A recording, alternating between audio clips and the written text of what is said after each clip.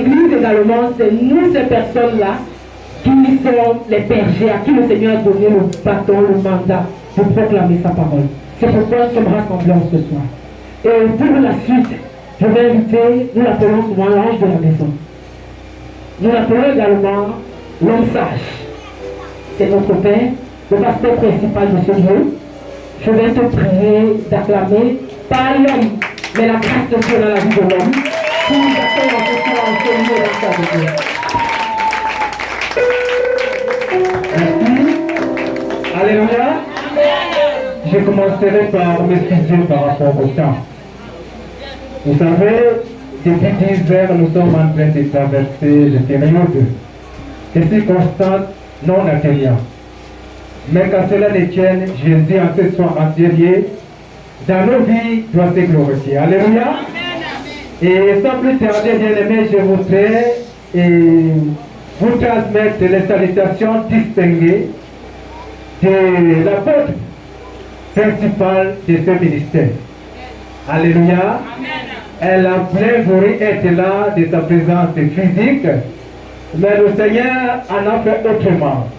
Il y a de cela quelques jours seulement, contre toute attente, on l'appelle à l'ambassade de France.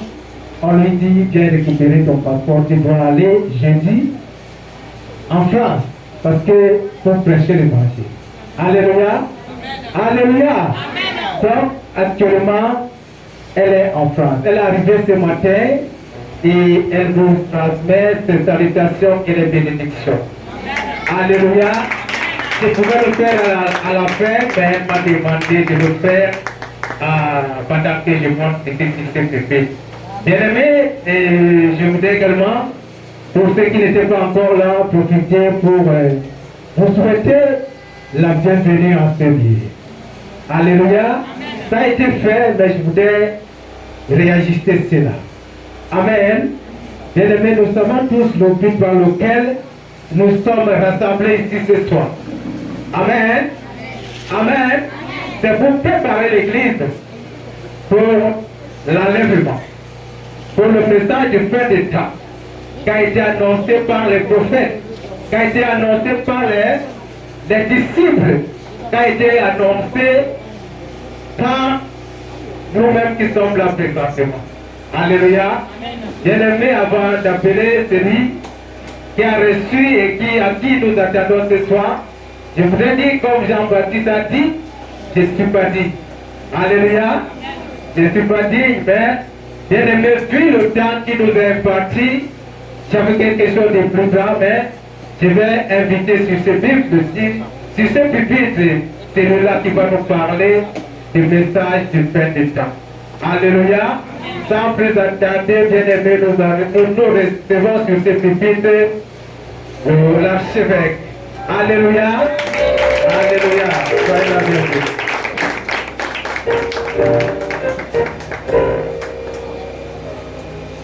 Alléluia. Merci beaucoup à tous ceux qui sont présents ce soir. Et je veux premièrement commencer par t'excuser pour mon énorme retard. Pour mon énorme retard ce soir. S'il vous plaît, veuillez me pardonner. En retard que j'ai pu voir.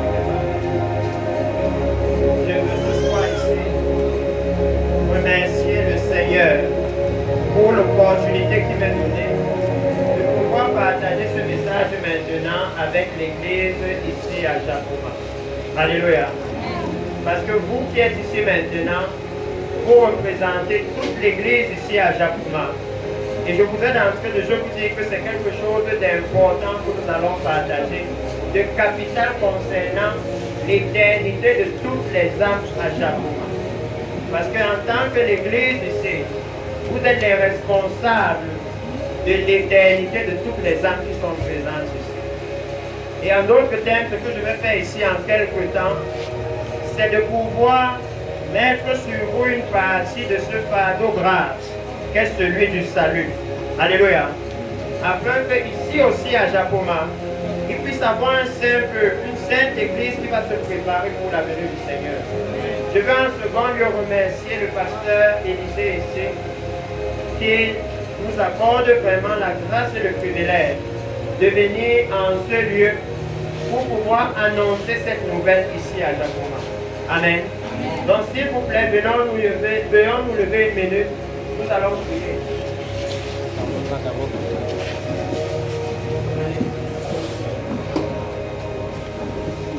Alléluia. Puissant Père, Seigneur, je veux te bénir et te rendre grâce ce soir. Je veux te remercier, éternel mon Dieu, de ce qu'à cette heure-ci, ô Père, tu as voulu rassembler ces précieuses amitiés et m'accorder la grâce et le privilège de pouvoir venir leur annoncer et discuter avec eux de ce qui concerne ton royaume éternel et ta venue imminente. Seigneur, pendant que nous sommes rassemblés ici, nous attendons de toi conseil, direction et sagesse.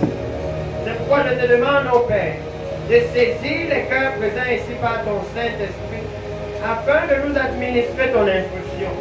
Aide-nous, éternel mon Dieu, à saisir la gravité, à saisir l'importance de ce dont nous allons discuter, afin que nous puissions, éternel Père, prendre les décisions et les mesures conformes à ce que nous allons entendre ici ce soir, pour qu'un saint peuple soit séparé, mis à part et prêt pour entrer dans ton royaume comme le Messie vient.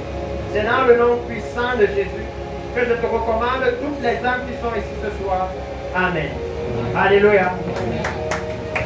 Alléluia. Nous pouvons nous asseoir. Alors, comme je disais, nous allons vraiment discuter de quelque chose d'important ici ce soir. Et pour mettre l'emphase sur ce dont nous allons discuter, pour qu'on comprenne bien le contexte, alléluia, je veux en quelques minutes nous dire à quel moment nous sommes en train de partager ceci. Parce que le Seigneur nous a fait grâce et nous sommes dans une dispensation où il y a le développement. Par exemple, maintenant il n'y a pas d'électricité. Mais ici, dans cette église, nous on a le moyen d'avoir la lumière. Alléluia. Ça veut dire qu'il y a le développement. Amen. Comme il n'y a pas d'électricité, on pouvait voir les téléphones de ceux qui nous attendaient. Et le monsieur qui m'a amené me disait, non, ce ne sont pas les lumières, ce sont les maisons des gens qu'on voit. Et je lui disais, non, mais ce sont les gens là. Il disait, non, ce sont les maisons des gens. Ça veut dire que ceux qui avaient la lumière étaient maintenant distinguables entre tous. Alléluia. Dans quel temps? Dans un temps de ténèbres. Alléluia. Si quelqu'un sort de cette église maintenant et il voit quelqu'un qui marche avec une torche, il comprend tout l'évangile de Jésus. Alléluia. Il comprend directement quand Jésus dit, vous êtes la lumière du monde. Parce que sans la lumière de ceux qui étaient avec les téléphones en route pour nous éclairer, on ne se serait pas. Nous, on était déjà restés loin là-bas. Il m'avait déjà dit, là où tu as donné l'argent, ça s'arrête ici. Il fallait que je demande, mais vous êtes où, on ne vous voit pas. Et comme dit, non, c'est nous qui avons les torches et qui commencent à agiter ça. C'est leur lumière qui nous a guidés jusqu'ici. Alléluia. Donc si quelqu'un regarde seulement un moment comme celui-ci, alors il va commencer à comprendre l'évangile. Il va commencer à comprendre que sans leur lumière, jusqu'à présent, on serait égaré. Alléluia. On serait perdu. Et comme je disais, nous allons partager ceci dans un contexte particulier. Un contexte où, sur vos écrans de télévision, vous êtes en train de voir la guerre en Ukraine, n'est-ce pas? Vous êtes en train de voir, pour tous ceux qui suivent un peu les informations, la Russie devenir la première puissance militaire mondiale, n'est-ce pas? Sans information. Chaque jour, de plus en plus, tout le monde est en train de dire non, le président, c'est l'homme le plus puissant du monde. C'est l'homme le plus puissant du monde. Et les autres nations sont en train de perdre leur force. Amen. Nous allons parler de ce message dans un contexte où vous êtes en train de voir la guerre entre Israël et le Hamas. Amen. Après les événements du 7 octobre, Israël est la nation, c'est important que vous le sachiez, la plus protégée du monde. Il n'y a pas de frontière au monde qui soit protégée comme les frontières d'Israël. Il y a les satellites, il y a les drones, il y a les caméras de surveillance, il y a les détecteurs de mouvement. Mais le 7 octobre vient empêcher que la catastrophe se produise. Amen. Et ces événements doivent parler à l'Église. Nous sommes en train de parler de ceci. Au moment où il y a la guerre au Soudan, au moment où Boko Haram est en train de décapiter les chrétiens au Nigeria. Alléluia. Au moment où il y a un antisémitisme, en d'autres termes la haine d'Israël, comme il n'y a jamais eu sur la face de la terre. Et je vous parle de cela pour qu'ensemble nous ayons le contexte de cette discussion. Nous sommes en train de parler de ceci. Au moment où il y a eu des maladies, des pestes comme le coronavirus, au moment où il y a eu des événements graves, d'énormes tremblements de terre, comme celui qui a eu dernièrement au Maroc, celui qui a eu en Turquie et en Syrie. Alléluia. La raison pour laquelle je vous pointe tous ces événements, c'est parce que numéro 1, ces événements ont été annoncés en avance. Numéro 2, ces événements sont conformes à ce que la Bible nous annonce. Et ce sont les événements qui nous permettent de nous situer dans le temps. Alléluia. Ce sont les événements qui nous permettent. Par exemple, lorsque la guerre entre la Russie et l'Ukraine a commencé, le monde entier a été impacté. Et qu'est-ce qui a été impacté dans le monde entier? Et particulièrement ici chez nous, le prix du pain. Alléluia. Le prix du blé. Et si vous commencez à regarder dans les Écritures, vous allez voir une partie de la Bible qui vous annonce que le prix du blé à un moment va augmenter. Parce que là-bas on dit, une mesure de blé pour un denier et 3 mesures d'orge pour un denier. Alléluia. Annonçant que le prix du blé va augmenter. Annonçant même en d'autres termes, une famine qui va venir sur la terre. Amen. C'est dans ce contexte que nous sommes en train de partager ceci. Parce que les événements dont je vous parle, que nous voyons à la télévision maintenant, c'est ce que nous appelons communément à l'Église les signes de la venue du Messie. Alléluia. Parce que dans Matthieu chapitre 24, lorsque le Seigneur a parlé à ses disciples, la Bible dit qu'il est allé, il s'est assis sur le mont des Oliviers. Et lorsqu'il s'est assis sur le mont des Oliviers, il lui avait fait remarquer le temple et ses constructions, la beauté du temple. Et lui leur a dit, vous voyez ce temple, il n'y aura pas pierre sur pierre qui ne reste debout. Il leur a fait comprendre que tout sera détruit. Et quand il leur a dit ça, les disciples ont posé la question, quel est le signe de ton avènement et le signe de la fin des temps? À quel signe on sait? Alléluia. Et c'est de là que je veux commencer, pour que nous puissions nous situer dans le temps. Parce que j'aime toujours faire savoir à l'Église que le temps définit comment nous nous comportons. Pour tous ceux qui devaient venir ici aujourd'hui, comme moi, lorsque je me suis rendu compte que dans le temps avant, je n'arrive même pas à savoir que dire au transport. Le premier qui est venu, qui m'a dit, je connais là où on parle, je lui ai dit, allons seulement. On va parler du prix en route, parce que moi je ne connais même pas là où c'est. Mais le temps, c'est ça mon problème maintenant. Alléluia. Même quand nous allons au travail le matin, si vous entrez à 7h30 et qu'il est 7h25, c'est vous qui allez changer le prix que vous proposez à la moto. Ce n'est pas lui qui va changer. Dès que vous allez le stopper, vous allez directement 500, 1000 francs, parce que vous êtes déjà pressé. Alléluia. Le temps va influencer votre comportement. Le temps va même influencer votre façon de penser. Le temps va même influencer les décisions que vous prenez. Alléluia. Le temps. Et c'est pourquoi je vais en quelques minutes introduire là-dedans.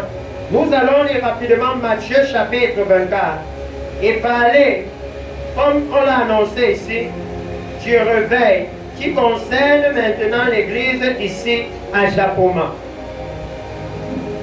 Matthieu chapitre 24, à partir du verset 3, après que Jésus a répondu, la Bible dit, il s'assit sur la montagne des Oliviers et les disciples vinrent en particulier lui faire cette question. Dis-nous, quand cela arrivera-t-il et quel est le signe, quel sera le signe de ton avènement et de la fin du monde? Jésus leur répondit, prenez garde que personne ne vous séduise, car Plusieurs viendront sous mon nom, disant c'est moi qui suis le Christ, et ils séduiront beaucoup de gens. Vous entendrez parler de guerre et de bruit de guerre. Gardez-vous d'être troublés, car il faut que ces choses arrivent, mais ce ne sera pas encore la fin. Une nation s'élèvera contre une autre, un royaume contre un royaume. Il y aura en divers lieux des famines et des tremblements de terre. Tout cela ne sera que le commencement des douleurs. Alléluia. Jésus annonce ici que les événements que nous voyons maintenant, parce que ce que Jésus décrit jusqu'ici, nous pouvons tous voir ça. Nous pouvons voir comment le premier signe que Jésus annonce, la première chose dont Jésus parle, concerne l'Église. Parce qu'il dit, prenez garde que personne ne vous séduise. Ça concerne ceux qui sont dans sa maison. Et j'aime souvent mettre l'emphase sur le fait que quand Jésus parle de la séduction, il parle aux apôtres, il parle à ceux qui ont dormi avec lui, qui ont marché avec lui, qui ont mangé avec lui. Alléluia. Et il leur dit que c'est possible que quelqu'un vienne et qu'il vous trompe. Parce que j'aime souvent attirer notre attention à nous les chrétiens. Ceci à eux qui ont marché avec Jésus, dormi avec Jésus. Il leur dit qu'on peut les tromper. À combien plus forte raison pour l'Église qui n'a pas physiquement marché avec Jésus. Alléluia. Donc le Seigneur montre que au moment de sa venue, le plus grand souci par rapport à l'Église, c'est la tromperie, la séduction qui va venir dans l'Église. Et quand il parle de ça, il dit, prenez garde.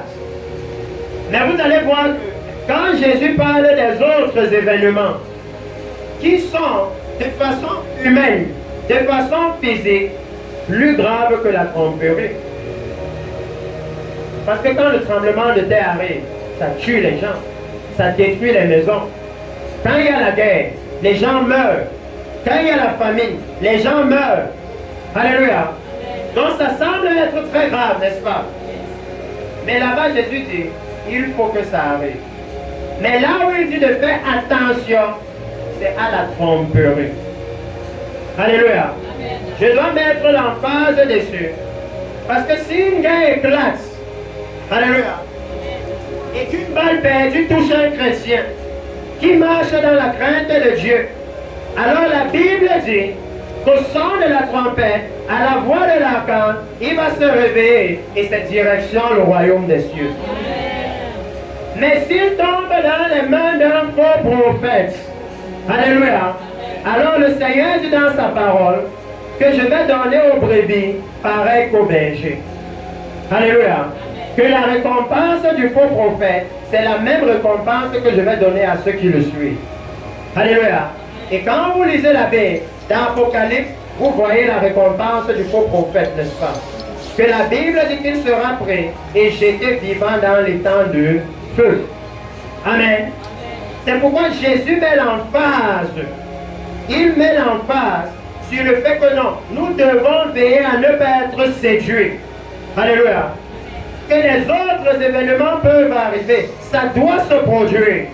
Amen. Quand le Seigneur vient, il y a toujours des choses qui se produisent autour. Si vous lisez le livre de 1 roi, vous allez voir lorsque le prophète Élie va fuir à cause des menaces de Jézabel. Quand l'Éternel va venir, la terre va trembler, n'est-ce pas? Les rochers vont se fendre, n'est-ce pas? Quand l'Éternel vient, il y a toujours des choses qui se produisent. Si vous lisez la Bible, parfois on va vous dire qu'il y a un feu dévorant qui vient au-devant de lui. Alléluia. Il y a toujours des événements terribles qui doivent se produire. Donc ça, c'est tout à fait normal. Mais le problème, c'est que quand il arrive, il faut qu'il trouve son peuple bien disposé. Alléluia. Il faut qu'il trouve son peuple au lieu du rendez-vous. Et toute la Bible, c'est entière, est focalisée sur le jour de la venue du Seigneur. Même dans le livre de Genèse, lorsque le Seigneur est venu dans le jardin d'Éden pour chercher Adam et Ève, ça nous annonçait déjà la venue du Messie. En fait, c'est de ça que Jésus parle quand il dit « Prenez garde que personne ne vous séduise ». Parce que quand vous lisez Genèse chapitre 3, l'histoire que vous retenez là-bas, c'est que juste avant que le Seigneur vienne enlever l'église, l'ennemi va tromper cette église. Alléluia. Que juste avant que lui ne vienne, pour les amener là où il y a l'arbre de vie, l'ennemi va passer avant et il va les tromper. Et cette tromperie va entraîner qu'ils ne seront pas au lieu de rendez-vous. Et je pense qu'aujourd'hui ici, parce qu'il y a certainement des hommes de Dieu ici, nous allons parler du lieu de rendez-vous. Parce que ce lieu est important maintenant pour le réveil de l'église. C'est triste que nous n'ayons pas pu avoir la projection à cause de l'électricité. Mais vous auriez vu qu'il y a actuellement une visitation dans l'église. Il y a quelque chose d'énorme qui est en train de se produire dans l'église. Et qui est en train de pointer l'église vers la venue du Seigneur. Donc je veux ici que nous puissions voir en quelques mots, alléluia, ce que le Seigneur dit encore concernant le temps. Parce que je veux que vous et moi, nous puissions palper, nous puissions ensemble voir de la même façon que s'il y a une horloge ici, vous et moi on peut voir l'heure qu'il y a dessus. Alléluia. Donc si vous et moi, on voit dans les Écritures ce que la Bible dit, et qu'on peut être d'accord avec la Bible, que effectivement c'est ça qui est en train de se produire. Alléluia. Alors on peut être d'accord que oui, nous sommes dans ce temps-là. Et c'est à partir de là que nous pouvons voir qu'est-ce que ce temps nous demande donc. Amen. Qu'est-ce que ce temps nous demande? Donc je veux que nous lisions un peu le livre de 1 Timothée, ou de 2 Timothée chapitre 3. Parce que lui aussi, il parle maintenant de l'état de l'Église. 2 Timothée chapitre 3, du verset 1 au verset 5. La Bible dit ceci: sache que dans les derniers jours, et mon but c'est vraiment de nous faire comprendre que nous sommes dans les derniers jours. Alléluia. Mon but c'est de nous faire comprendre le temps. Parce que quand nous sommes par exemple dans une entreprise et que 17h30 arrive, même si tu n'as pas la montre, tu sais, le comportement de tes collègues te dit quelle heure il est. Parce que tu vois tout le monde ranger son bureau. Tout le monde commencer à faire son sac. Donc même si toi tu n'as pas le téléphone, l'heure là, tu n'as pas besoin que quelqu'un te dise. Observe seulement le comportement de tes collègues et tu vas comprendre quelle heure c'est. Alléluia. C'est la même chose pour nous. Ici il dit, sache que dans les derniers jours, il y aura des temps difficiles. Les temps difficiles, c'est par exemple le prix du pain qui va augmenter. C'est par exemple, comme vous dites, qu'au Cameroun, on a découvert des gisements de gaz, n'est-ce pas? Mais que, étonnamment, contre toute attente, contre toute logique de ce qu'on nous a enseigné à l'école, le prix du gaz augmente. Alléluia. Parce que logiquement, si tu as le manguier dans ta maison, comment la mangue peut être plus chère encore chez toi? Où est la logique? Alléluia. Si vous écoutez dans le monde entier, dernièrement on a dit le Sénégal est entré parmi les pays producteurs du pétrole. Donc ça veut dire qu'il y a beaucoup plus de pétrole. Donc on s'attend à ce que le prix baisse. Mais regardez les informations. Alléluia. Il dit, dans les derniers jours, il y aura des temps difficiles. Et il nous dit la raison. Il dit, car les hommes seront égoïstes, amis de l'argent, fanfarons, hautains, blasphémateurs, rebelles à leurs parents, ingrats, irréligieux, insensibles, déloyaux, calomniateurs, intempérants, cruels, ennemis des gens de bien, traîtres, emportés, enflés d'orgueil, aimant le plaisir plus que Dieu, ayant l'apparence de la piété. Je peux m'arrêter d'abord, aimant le plaisir plus que Dieu. Parce que ça, souvent si nous sortons là, nous marchons là dehors, nous voyons ça. Parce que dimanche, on est assis dans les églises, et il y a les gens qui sont en train de boire une 20e bière dans un bar. C'est clair qu'ils aiment le plaisir plus que Dieu. Alléluia. C'est évident. Et quand on regarde la dispensation là où on est, il n'y a pas de doute, les hommes se donnent de plus en plus au plaisir. Mais la raison pour laquelle j'ai voulu qu'on s'arrête ici, nous tous nous pouvons voir que plus nous évoluons dans le temps, moins nos maisons sont en sécurité, n'est-ce pas? Oh oui, s'il y a 20 ans, tu pouvais laisser la porte ouverte et partir. Aujourd'hui, tu ne peux plus commettre cette erreur. N'est-ce pas? C'est ce que la Bible est en train de nous dire.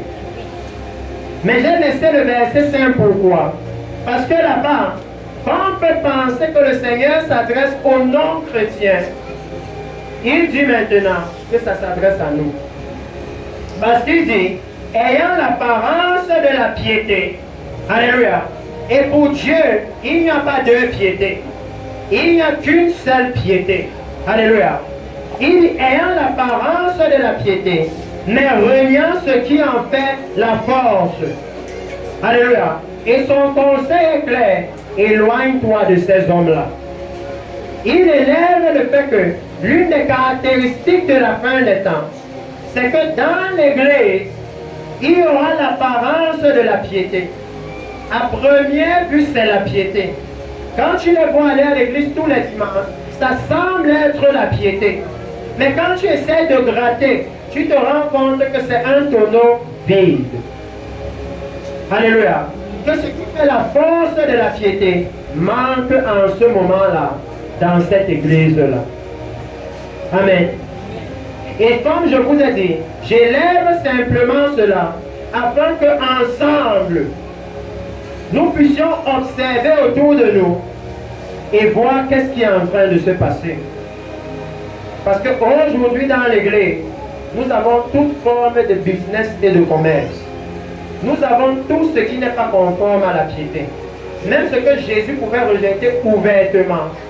Aujourd'hui, à cause souvent de notre théologie libérale et du fait que généralement nous sommes plus instruits que Dieu. Nous on connaît le salut là mieux que lui. Lui il a fait sa chose et puis nous on va lui enseigner ça. Si lui nous dit que ceux qui me disent Seigneur, Seigneur n'entreront pas tous dans le royaume des cieux, nous on dit non. Maintenant que tu es enfant de Dieu, tu vas entrer au ciel. Dis comme tu veux, tu vas entrer. Si lui nous dit que bien que Jésus soit son Fils unique, lorsqu'il a porté nos péchés, il a cloué à la croix. Nous on dit non. C'est la grâce. Dis comme tu veux. Tu as déjà accepté Jésus, donc rien ne peut plus t'arriver. Nous on a une autre compréhension de Dieu. Alléluia. Et ça pose un grand problème actuellement à l'église. Parce que quand Jésus a commencé à répondre aux disciples dans Matthieu chapitre 24, si vous suivez, vous allez voir la même chose dans Luc chapitre 21. Vous allez voir la même chose dans Marc chapitre 13. C'est la même conversation. Et généralement dans la Bible, quand vous voyez une même conversation revenir plusieurs fois, ça veut dire que c'est très important. Alléluia. Ça veut dire que c'est capital, c'est nécessaire qu'on comprenne de quoi on veut parler. Mais quand vous regardez la conversation de Jésus, il va continuer. Si vous voulez, c'est la même prédication jusqu'à Matthieu chapitre 25. Et dans Matthieu chapitre 25, alors qu'il est en train de leur donner tous les éléments de la fin des temps, alléluia, il va maintenant leur dire comment est-ce que le royaume de Dieu, comment est-ce que l'Église est censée se comporter en ce moment-là. Alléluia. Parce que c'est ça que je veux que nous puissions élever ce soir. Parce que dans le chapitre 25, versets 1 à 13, après qu'il ait décrit les circonstances autour de nous, comment les hommes vont abandonner la piété, comment il y aura des guerres, des bruits de guerre, des tremblements de terre. Et j'invite beaucoup l'Église à savoir une chose.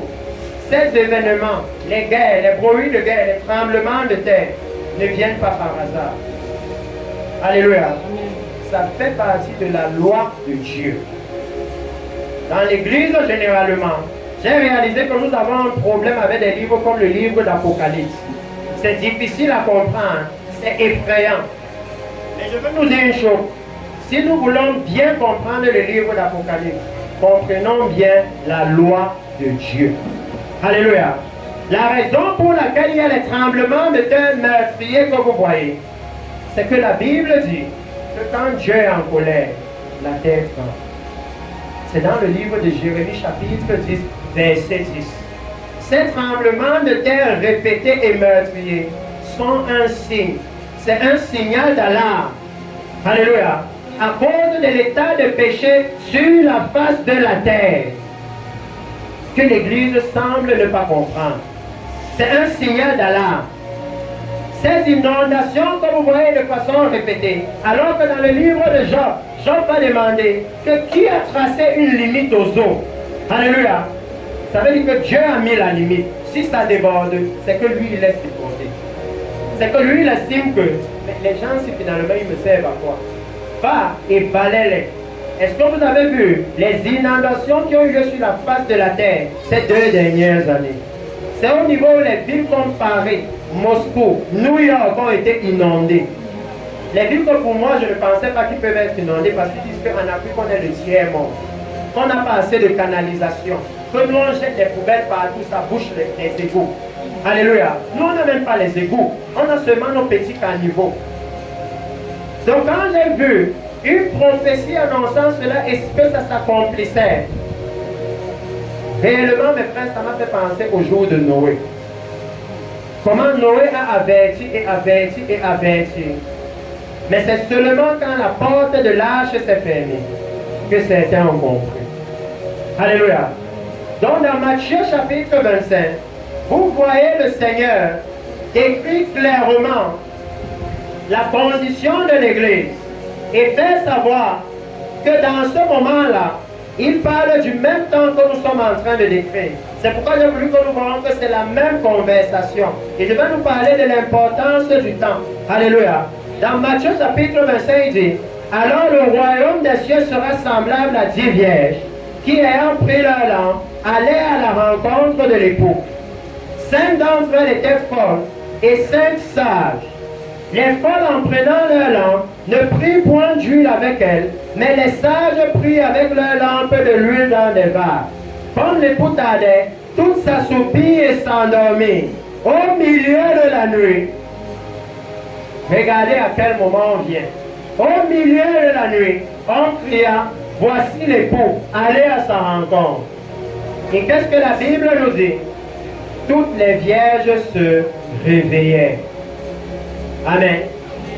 Ça veut dire que si ici, à Japoma, nous cherchons un réveil dans l'église, et je vais prendre le temps de nous dire c'est quoi le réveil que la Bible décrit. Parce que dans l'église au Cameroun maintenant, à Douala, il y a des gens qui parlent d'un autre réveil qu'on ne trouve nulle part dans la Bible. Et je dois vous dire, mes frères, qu'une fois que nous sortons des Écritures, alors vous ne pouvez plus savoir si vous allez au ciel ou en enfer. Qu'est-ce qui vous guide encore? Il n'y a plus rien. Je peux vous donner mon cas. À un niveau sur la moto, moi je ne connaissais plus moi la route. Donc le gars pouvait même m'amener à Yaoundé. Qu'est-ce que moi j'allais savoir? Je ne connaissais plus. Donc j'étais obligé d'appeler le bishop de temps en temps. Et de lui dire, bon, on vient de sortir de la route goudronnée. Maintenant on est sur une route qui n'est pas, je ne sais même pas là où on est. Et il me dit, ok, si vous êtes sur une route qui n'est pas goudronnée, avancez seulement. Vous allez voir 2 lumières en route. Donc maintenant les 2 lumières là, c'était mon seul espoir. Surtout quand on est arrivé à un endroit là, il y avait les flaques. Et là-bas, le chauffeur me dit, la dernière fois, les bandits ont voulu arracher ma moto. Donc je me suis dit, bon, maintenant on prend où? Parce que comment toi tu as le courage de repartir là-bas? Et il n'y a même pas la lumière. Donc on avait besoin de quelque chose pour nous orienter. C'est pourquoi les 2 lumières là, c'était capital pour nous. S'ils ne mettaient pas les 2 lumières là, on partait seulement. Alléluia. C'est la même chose. La Bible maintenant, c'est elle qui est la lampe à nos pieds. C'est elle qui peut permettre à l'église de voir que ça clignote ici, voici là où il faut s'arrêter. Alléluia. Quand le Seigneur vient parler du temps, il dit au milieu de la nuit. Et laissez-moi vous expliquer cela. Parce qu'il dit ici que le milieu de la nuit, ce n'est pas le minuit qui va arriver ici dans 3 ou 4 heures, non. Alléluia. Parce que si c'est ce minuit-là, alors certaines personnes vont dire à Dieu que tu as fait la combine. Parce que quand il est minuit ici à Japoma, il n'est pas minuit à Paris. Il n'est pas minuit à New York. Pourtant, nous savons que l'Église sera enlevée dans le monde entier au même moment, en un clin d'œil. Alléluia. Alors, qu'est-ce que la Bible appelle le milieu de la nuit? Le milieu de la nuit, c'est le moment où les ténèbres sont épaisses. Si vous demandez aux scientifiques, ils vont vous dire que c'est le moment, quand il est minuit ici, c'est le moment où le soleil est le plus loin de nous, où nous pouvons le moins recevoir la lumière du soleil. Alléluia. Le milieu de la nuit. Et de là, vous pouvez commencer à voir que depuis le commencement, il a déjà été annoncé que le Messie viendra au milieu de la nuit. Parce que la Bible va dire dans Genèse chapitre 1, verset 2, 1 à 2 là-bas, que le Seigneur dit, la première fois où Dieu a parlé, il a dit que la lumière soit en plein milieu de quoi? Des ténèbres. Et quand Jésus est venu, il nous a dit, je suis la véritable lumière du monde. Alléluia. Ça veut dire que dès le commencement, le premier message de Dieu, c'est la venue de la lumière, la venue du Messie. Au milieu de quoi? Des ténèbres. Donc quand vous voyez les ténèbres, c'est-à-dire le péché, devenir de plus en plus gros, l'immoralité sexuelle augmentée, la convoitise sexuelle, l'amour de l'argent, alléluia, l'homosexualité, on cherche à légaliser partout. Les ténèbres sont en train d'augmenter. Et ça veut dire que bientôt il y a besoin de la lumière. Alléluia. Bientôt il y a besoin que le Messie vienne. Amen. Je veux vraiment que nous puissions être centrés dessus.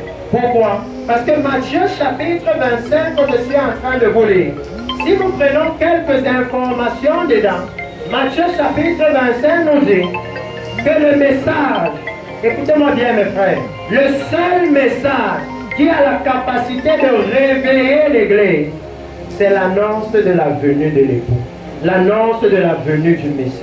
Il n'y a pas un autre. Alléluia. C'est l'annonce de la venue de l'époux. C'est ça qui a la capacité de réveiller l'Église. Et j'aime souvent dire que si vous lisez Matthieu chapitre 25 et la façon dont on décrit même l'Église de la fin des temps, vous allez vous poser des questions. Parce qu'il dit que numéro 1, cette Église-là représente le royaume des cieux. Alléluia. Il dit le royaume des cieux sera semblable à. Il dit numéro 2, ce sont des vierges pures. Alléluia. Ça parle du standard de sainteté, de pureté et de justice de l'Église. Alléluia. Il dit numéro 3, qui sont sortis, écoutez bien, pour. Dans la Bible, il y a souvent des mots-clés fantastiques. Le pour là change tout. Pourquoi? Le pour là détermine l'intention de leur cœur en venant à l'église. Dans un moment où beaucoup de chrétiens viennent à l'église maintenant pour le bébé et le visa, n'est-ce pas? C'est le moment là où Jésus dit que vous devez venir à l'église pour rencontrer l'époux. Que c'est le moment de revoir les intentions de nos cœurs quand on franchit la porte de l'église. Alléluia. Il donne les caractéristiques de ce que lui considère comme le royaume de Dieu. Ça veut dire que s'il y a un chrétien dans l'église qui ne correspond pas à ces caractéristiques, alléluia, bien que lui dise qu'il appartient au royaume de Dieu, le royaume de Dieu ne le considère pas comme leur citoyen. Alléluia. Parce qu'il donne des points clés très clairs. Il dit que eux, ceux du royaume de Dieu, ils sont sortis, ils se sont séparés, ils sont sortis du monde pour aller à la rencontre de l'époux. Ils n'ont pas reçu Jésus, ils n'ont pas décidé d'abandonner le monde pour attendre le visa pour le Canada. Alléluia. Parce que l'Église est une plus grande ambassade que l'ambassade du Canada et de la France. L'Église délivre le visa pour un lieu là où il n'y a pas le coronavirus.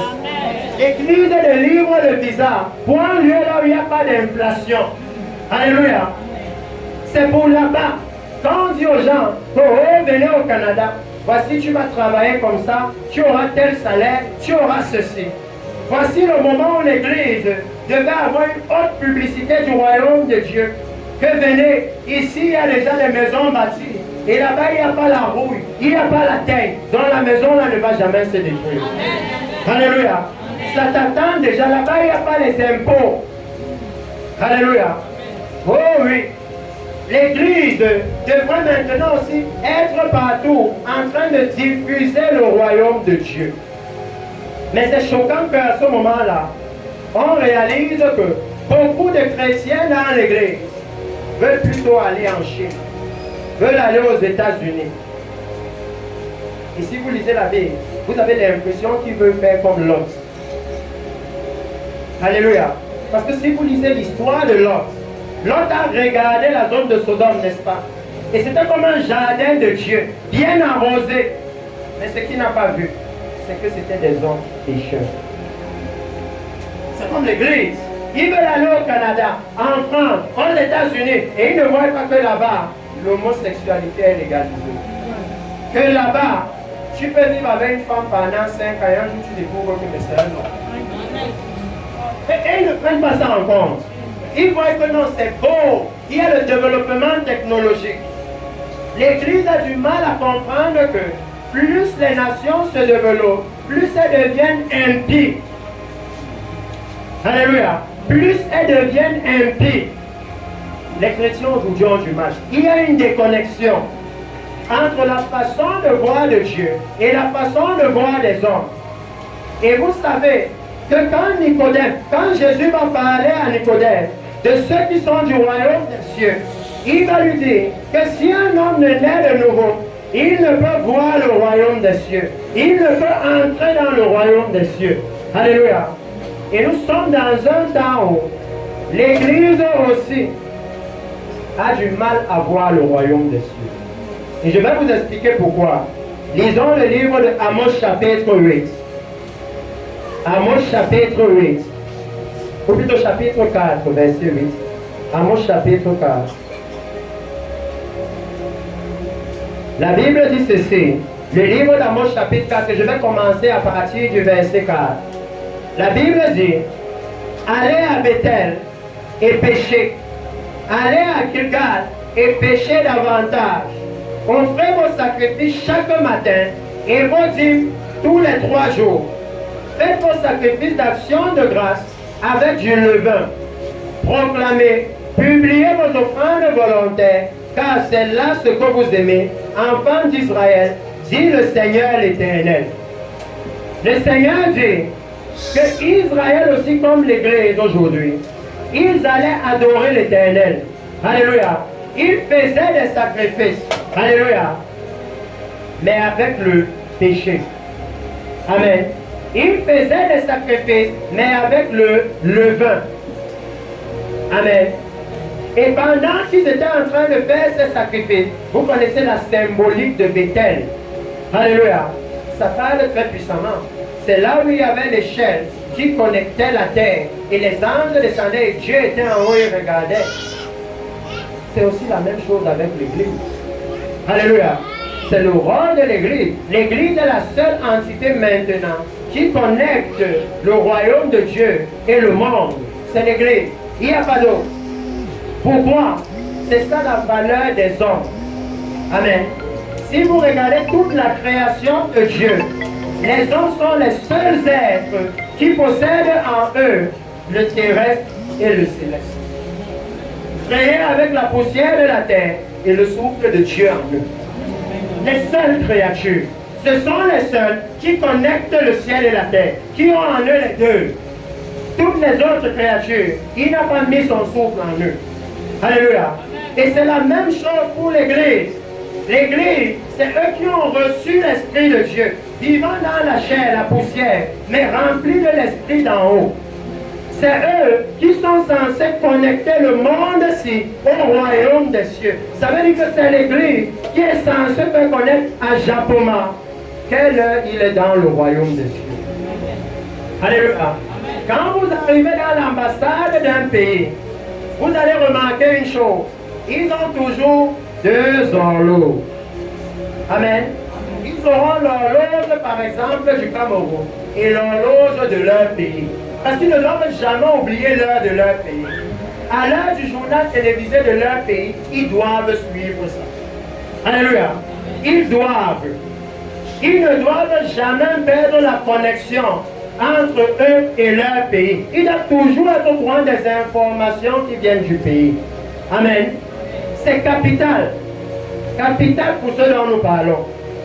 Parce que c'est ça maintenant le souci que Dieu est en train de lever avec eux.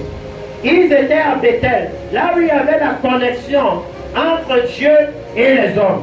Ils allaient à Gilgal, là où le Seigneur, au temps de Josué, avait dit, circoncile-les pour ôter l'opprobre sur eux. Alléluia. Donc ils connaissaient le standard de l'adoration de Dieu. Mais Dieu dit, malgré cela, ils adoraient avec le péché, avec le levain. Et regardez maintenant la gravité de ce type d'adoration. Pourquoi je vous ai parlé de l'ambassade et des deux horloges? C'est que pendant qu'eux, ils adoraient comme ça, et j'ai vu cet exemple même ici au Cameroun, pendant qu'eux, ils adoraient comme ça, alléluia, le Seigneur lui dit au verset 6, et moi, ça veut dire que qu'est-ce que le Seigneur fait? Il se sépare d'eux. Alléluia. C'est comme si tu dis à ton ami, va à gauche et moi je vais aller à droite. Comme Abraham et Lot. Que si tu vas à gauche, j'irai à droite. Si tu vas à droite, j'irai à gauche. Donc on se sépare. Il a dit, pendant que vous êtes en train de faire ceci, moi, je suis plutôt en train de faire quoi? Il dit, et moi, je vous ai envoyé la famine dans toutes vos villes, le manque de pain dans toutes vos demeures. Malgré cela, vous n'êtes pas revenus à moi, dit l'Éternel. Le Seigneur est en train de dire que pendant que eux, ils disaient qu'ils étaient dans la haute adoration, lui, il avait autre chose qu'il attendait d'eux. Il n'était pas dans le même agenda que lui. Il dit dans la suite, et moi, je vous ai refusé la pluie lorsqu'il y avait encore 3 mois jusqu'à la moisson. J'ai fait pleuvoir sur une ville et je n'ai pas fait pleuvoir sur une autre. Un champ a reçu la pluie et un autre qui ne l'a pas reçu s'est desséché. 2, 3 villes sont allées vers une autre pour boire de l'eau. Elles n'ont point apaisé leur soif. Malgré cela, vous n'êtes pas revenus à moi, dit l'Éternel. Alléluia. Ça veut dire que Dieu, lui, il était en train de faire des signes clairs qui devaient leur montrer ce que lui, il attend d'eux. Mais eux, ils ne comprenaient pas. Et vous savez que le Dieu que nous servons est juste. Ça veut dire que s'il dit malgré cela, vous n'êtes pas revenus à moi, ça veut dire qu'ils étaient censés comprendre le message. Amen. Parce que quand vous lisez la loi de Dieu, tout l'agenda de Dieu sur la terre, c'est basé sur sa loi. Il disait à Israël, si vous péchez contre moi, je vais fermer le ciel sur votre tête. Si vous péchez plus, je vais laisser l'ennemi venir et vous faire la guerre. Si vous péchez plus, je vais rendre votre vie difficile. Vous aurez la vie en dégoût. Si vous continuez, je vais vous envoyer en captivité. Ça veut dire que quand ils allaient voir ces choses se produire, écoutez-moi bien mes frères, peu importe la théologie qu'ils avaient, basée sur les faits, ils devaient comprendre le message. Alléluia. Parce que si on veut discuter de doctrine avec les églises, jusqu'à la venue du Messie, vous aurez les doctrines différentes. Alléluia. Mais maintenant, regardons à ce que Dieu fait. Alléluia. Et un fait ne se dispute pas. Alléluia. L'homme de Dieu est devant moi. Il a un boubou. Ça ne se dispute pas. Nous tous on voit. Amen. Donc si nous regardons ce que Dieu fait et ce qu'il nous dit qu'il attend de nous quand il fait ça, alors le message est clair. Amen. Il n'y a pas besoin de dire que la doctrine de ceci, la doctrine de cela. Parce que c'était ça leur problème. Et ils étaient dans une autre façon de voir. Et je vous ai déjà vu ça dans l'église ici. Parce que je suis allé à Bamenda pour un meeting de repentance. Et moi je pensais que s'il y a une ville qui doit enseigner au Cameroun la repentance maintenant, c'est Bamenda. Alléluia. Parce que le salaire du péché c'est la mort. Et qu'il y a beaucoup de morts là-bas, surtout dans la période où je suis allé. Et quand nous sommes arrivés, on m'a fait savoir à ma venue que dans les endroits balancés, qu'il n'y a pas de meeting ici. On m'a fait écouter l'audio en fait. Que voilà l'audio. Toutes les églises qui vont participer à ce que vous êtes venus faire seront brûlées. Et le meeting sera même d'abord attaqué. Donc faites ça dans un endroit parce qu'on voulait le faire dehors. Alléluia. Et quand je me suis renseigné, un jour avant le meeting de repentance, parce qu'on a d'abord eu 2 jours de conférence, alors on m'a dit que ce que vous avez prêché le premier jour, ça n'a rien à voir avec ce que nous on sait que vous êtes venus faire ici. Parce que ici, nous on sait que le gouvernement vous a envoyé pour faire une fête à Bamenda, une fête publique, pour que le monde entier croit que Bamenda va bien. Alléluia. Et lorsqu'on m'a expliqué et que je leur ai dit, mais où est-ce que vous avez vu qu'on prêche la repentance à des gens qui vont bien? Vous avez vu ça où? C'est là qu'un pasteur m'a dit, non, si c'est ce que tu dis, appelle la radio. Parce que ceux qui sont venus avant toi sont allés à la radio. Et c'est comme s'ils n'ont pas bien transmis ce dont tu parles. Et quand j'ai appelé la radio et que j'ai causé avec le journaliste, il m'a dit, effectivement, c'est pas ce qu'on sait. Viens à la radio maintenant et parle. On va faire une émission tout de suite pour que tu parles à toute la ville. Et lorsque nous avons parlé à la ville de la nécessité de la repentance, j'ai compris pourquoi il y avait problème. Est-ce que vous savez pourquoi il y avait problème? C'était à cause du message que nous, l'Église, on donnait au reste de la ville. Parce que les gens meurent, des églises sont brûlées. Et le dimanche, les pasteurs dansent dans l'église jusqu'à avoir les chaises sur la tête. Donc c'est un autre message. C'est comme s'ils ne sont pas concernés par ce qui est en train de se passer dehors. En fait, c'est comme si eux vivent dans un monde virtuel. Alléluia. Dieu est bon, Dieu est bon. Et les gens qui meurent là dehors, Dieu n'est pas dedans. Il n'est pas au courant. C'est ça l'un des problèmes de l'église. Alléluia. Parce que ici, Dieu dit qu'eux, ils sont en train de célébrer. Ils font les fêtes, ils font l'adoration. Et lui, il est en train de leur envoyer la famine et les gens meurent.